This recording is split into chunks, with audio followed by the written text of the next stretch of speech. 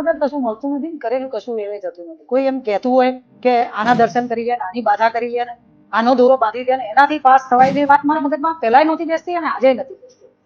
માત્ર જાતે જાતે જાતે શ્રદ્ધાથી જ કરવું પડશે. આજે નહીં, 5000 વર્ષ પહેલા કૃષ્ણએ પણ અર્જુનનું એક નહોતું લાવ્યું, એમાં પણ હાથે જ કામ કર્યું હતું.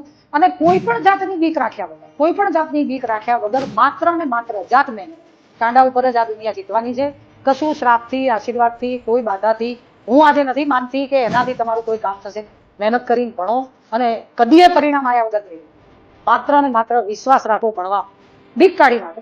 એક નાનકડી વાર્તા છે કે એક ઉંદર ઋષિના આશ્રમમાં રહેતો હોય છે. ઋષિ એના ઉપર બહુ ખુશ હોય છે, એટલે ઋષિને જઈને કહે છે કે મને આશીર્વાદ આપો, હું બિલાડી થઉં, મને બિલાડી થયું.